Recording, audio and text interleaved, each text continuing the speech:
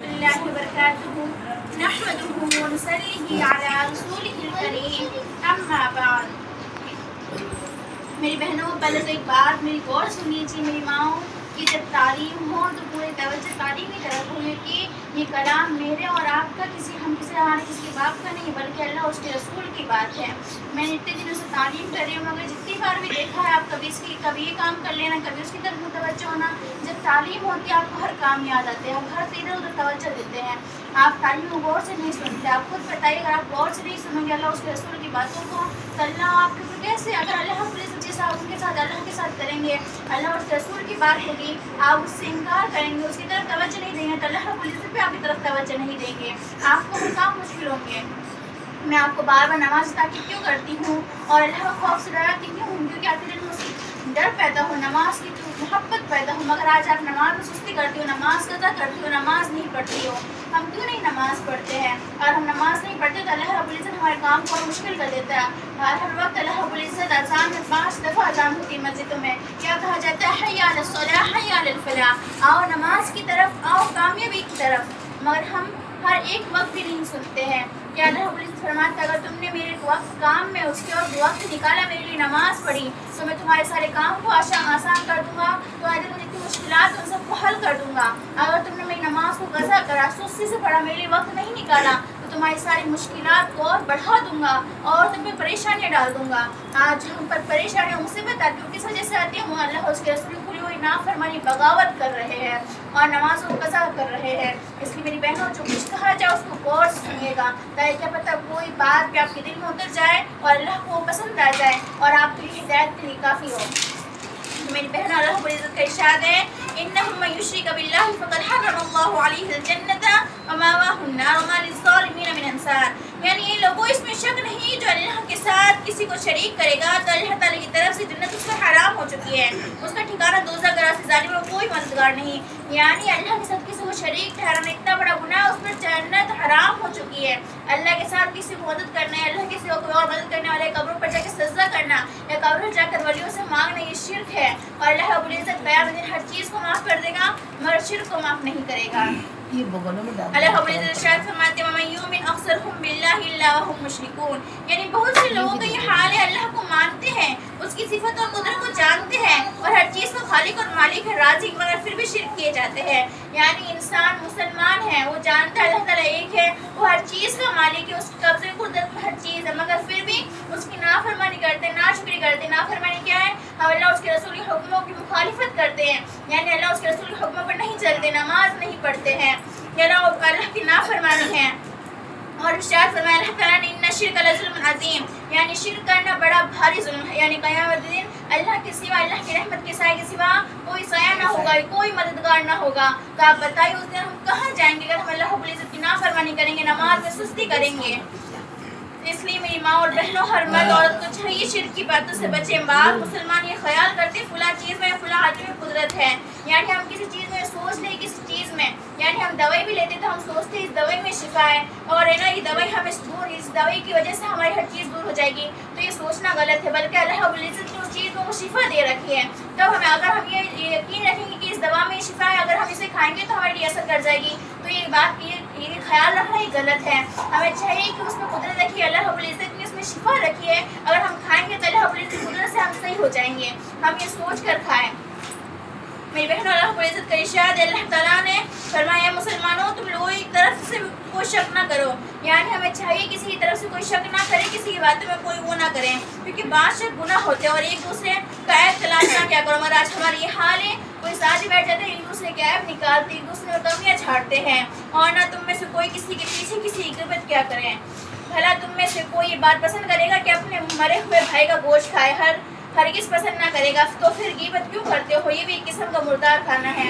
یعنی آج ہمارا یہ حال ہے اگر ہم کوئی دو ساتھ ہی بیٹھ جاتے ہیں یا کوئی ہم تھوڑے ہی بیٹھ جاتے ہیں تو ہم کبھی اس کی غیبت، کبھی اس کی برائی، کبھی اس کی غیبت کرتے ہیں۔ تو غیبت کرنا کیسا ہے؟ اپنے مردار بھائی یعنی مرے ہوئے بھائی کا گوشت کھانا ہے۔ کیا آپ یہ پسند کرو گے اپنے مرے ہوئے بھائی کا گوشت کھاؤ؟ آپ صلی اللہ علیہ وسلم فرماتے ہیں تم جانتے ہو غیبت کیا چیز ہے؟ یعنی نبی صحابہ سے پوچھے کہ تم جانتے ہو غیبت کیا چیز ہے؟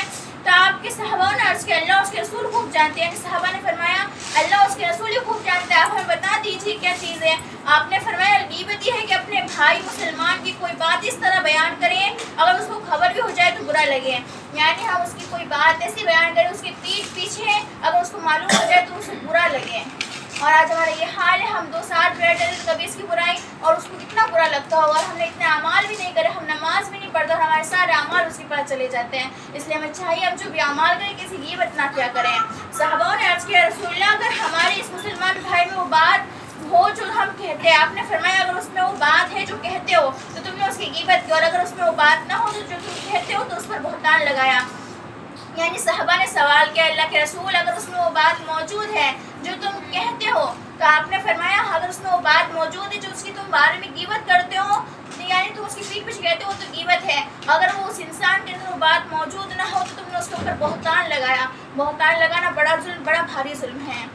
خوب سمجھ لو جو شخص مرد ہو یا عورت غیبت کرے گا تو میری شفاعت سے محروم رہے گا, یا اللہ اس سے تیری پناہ. یعنی آپ صلی اللہ علیہ وسلم فرما رہے جو انسان مرد ہو یا عورت غیبت کرے گا تو میری شفاعت سے محروم رہے گا. یعنی نبی کہہ رہے قیامت دن کوئی کسی کے کام نہیں آنے والا. اللہ رب ہمارے نبی سفارش نہیں کریں گے جو غیبت کرے گا, اللہ اس سے پناہ. اللہم احفظنا. غیبت ایسی بری چیز ہے کہ اللہ کے رسول کی ناراضگی کس قدر ظاہر ہوتی ہے. یعنی غیبت کرنا, آپ صلی اللہ علیہ وسلم کو ناراض کرنا, تابعین اس بات کو پسند کریں کہ ہمارے نبی ہم سے ناراض ہوں, قیامت دن ہماری سفارش نہ ہو. یہ تو آخرت کا نقصان ہے کہ دنیا کا نقصان سب جانتے ہیں. غیبت لڑائی فساد کی جڑ ہے. یعنی ہم کسی غیبت کرتے ہیں, اگر ہم نے اس کے بارے میں بات کی دوسرے کو پتہ چل گئی تو کیا ہوتا ہے, اس سے گھر میں لڑائی فساد جھگڑے ہوتے ہیں. آپ صلی اللہ علیہ وسلم فرماتے جب اللہ تعالیٰ مجھے معراج نصیب فرمائے تو میرا گزر ایسے لوگوں پر ہوا جن کے ناخن تانبے کے تھے اور وہ ان سے اپنا منہ کچل رہے تھے. میں نے پوچھا یہ جبرائیل یہ کون لوگ ہیں. یعنی آپ صلی اللہ علیہ وسلم فرما رہے جب اللہ رب العزت نے آپ صلی اللہ علیہ وسلم کو معراج نصیب فرمائی تھی تو آپ صلی اللہ علیہ وسلم نے فرمایا آپ صلی اللہ علیہ وسلم کا ایسے لوگوں پر گزر ہوا جن کے ناخن کس کے ہیں, تانبے کے تھے, اور اس سے اپنا منہ کچل رہے تھے. تو آپ صلی اللہ علیہ وسلم نے فرمایا جبرائیل یہ کون لوگ ہیں. تو جبرائیل علیہ السلام نے فرمایا یہ وہ لوگ ہیں جو غیبت کر کے لوگوں کے گوشت کھاتے تھے اور ان کی عزت اور آبرو کے پیچھے پڑے رہتے تھے. یعنی وہ لوگ جو غیبت کرتے تھے لوگوں کے عزت لوٹنے کے پیچھے پڑے رہتے تھے. یعنی غیبت کر کے ہم خود غیبت کرتے کسی کی تو ہم اپنے خود کے اوپر پیروں کے اوپر کلہاڑی مارتے ہیں. قیامت دن اگر ہم کسی غیبت کریں گے تو قیامت دن ہمارے لوہے ہمارے ناخن تانبے کے ہوں گے جس سے اپنا منہ کچلیں گے. اللہم احفظنا. تو میری بہنوں ایسا کون انسان ہے جو ظاہر اور باطنی عیبوں سے خالی نہ ہو. یعنی کوئی شخص ایسا نہیں جس کے اندر کوئی برائی موجود نہ ہو. ہر انسان کے اندر برائی ہوتی ہے. تو اللہ تعالیٰ کا فضل و کرم ہے کہ ایک کے دل میں دوسرے کے لیے عزت ڈالتی ہے. یعنی اللہ رب العزت کا بڑا کرم و احسان ہے کہ اس نے ایک دوسرے کے دلوں میں عزت ڈال کے رکھی ہے. تو لوگ ایک دوسرے کی عزت کرتے اور عزت کے عیوب کو پردہ پوش بناتے ہیں, آپس میں نفرت نہ ہو. یعنی اللہ رب العزت نے ایک دوسرے کے اندر محبت ڈال رکھی ہے, ایک دوسرے سے نفرت نہ کریں. جیسا کہ ہر پیٹ میں پاخانہ پیشاب کے الا بلا بھری پڑی رہتی ہے مگر گوشت سے پردہ بن کر ان کو چھپا لیا ہے. یعنی ہر انسان کے پیٹ میں پاخانہ پیشاب کے الا بلا بھری پڑی رہتی ہے, اور اللہ رب العزت نے ہمارے پیٹ میں گوشت بنا کر رکھا ہے جس کی وجہ سے وہ ظاہر نہیں ہوتا. ورنہ ہر شخص دوسرے کے پاس بیٹھنا تک پسند نہیں کرتا. اللہ رب العزت پردہ نہیں بناتا, گوشت نہیں ڈالتا تو آج ہمارے پاس کوئی بیٹھنا تک پسند نہیں کرتا.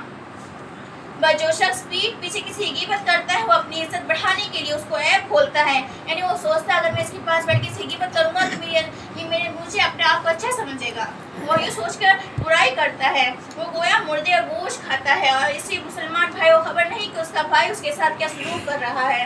یعنی مسلمانوں کو یہ حال ہے کہ ایک دوسرے کی غیبت کر رہے ہیں اور دوسرے کو پتہ ہی نہیں چلتا, اور وہ ایسا ہے جیسے اپنے مرے ہوئے بھائی کا گوشت کھانا. کیا آپ لوگ اس بات کو پسند کرو کہ اپنے مردار بھائی کا گوشت کھائیں؟ اس لیے غیبت نہ کیا کرو. علمی لیاقت یا عبادت یا دیانت داری میں یا دولت عزت میں قوت قومیت یا حکومت وغیرہ میں اکڑنا, اترانا, اپنے آپ کو بڑا سمجھنا, مال دولت میں عزت آوروں میں اپنے آپ کو تکبر کرنا, اپنے آپ کو بڑا سمجھنا کہ اللہ رب العزت نے مجھے نعمت دے رکھی ہے اس میں اکڑنا کہ اس سے بہتر ہوں, میں اس سے اچھا ہوں. وجہ سے بہت سے لوگ گمراہ ہوئے. یعنی ان میں تکبر کرنے کی وجہ سے بہت سے لوگ گمراہ ہوئے. سب سے بڑا گمراہ کون ہے؟ شیطان. پھر اسی وجہ سے کافر اور دوزخی ہوا. اس نے کیا کرا تھا؟ تکبر کرا تھا. اللہ رب العزت نے فرمایا تھا اے ابلیس تو آدم علیہ السلام کو سجدہ کر. تو ابلیس نے کیا کہا تھا؟ اللہ میں تو آگ کا بنا ہوں اور یہ مٹی کا میں کیوں سجدہ کروں. اس نے تکبر کرا تھا. جس اللہ رب العزت نے فرمایا تو یہ نہ دیکھ کون ہے, حکم کس کا وہ دیکھ. اس نے نافرمانی کی, اس وجہ سے وہ دوزخی ہوا. سلطان دو جہاد محمد صلی اللہ علیہ وسلم فرماتے جس کے دل میں رائی کے دانے کے برابر بھی تکبر ہو وہ جنت میں نہیں جائے گا. کیا کہہ رہے ہیں آپ صلی اللہ علیہ وسلم؟ جس کے دل میں کس کے رائی کے دانے کے برابر بھی تکبر ہو وہ جنت میں نہیں جائے گا. اس سے مجھے تکبر جیسی چیز سے بچیں.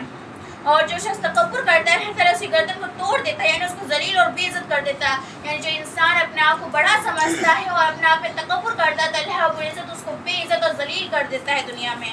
اور ایسے لوگوں کو یہ سوچنا چاہیے جتنی خوبیاں ہمارے اندر ہیں اللہ تعالیٰ کی دی ہوئی، اگر وہ چاہے تو ذرا سی دیر میں سب چھین لیں، پھر اپنے آپ کو اوروں سے بڑا سمجھنا فضول اور فرعونیت اور شیطانی کام ہے، جس کا نتیجہ ذلت اور بے عزت ہونا، دوزخ میں جانا. یعنی انسان جب اپنے اندر تکبر کرے تو سوچ لے کہ تکبر کتنی بری چیز ہے، اس لیے دوزخ میں جانا اور فرعون اور اس کے ساتھیوں کے ساتھ جانا ہے. تو میری بہنوں، ہم کوئی سونے چاندی زعفران مشک یا لوہے کے تو بنے ہوئے نہیں ہیں، ہم ایسے گندے گتھری کے بنے ہوئے. اگر وہ گندا گتھرا کہیں لگ بھی جائے تو اس جگہ کوئی بیٹھنا تک پسند نہیں کرتا. تو میری بہنوں، اللہ رب العزت کو معلوم تھا کہ انسان تکبر کرے گا.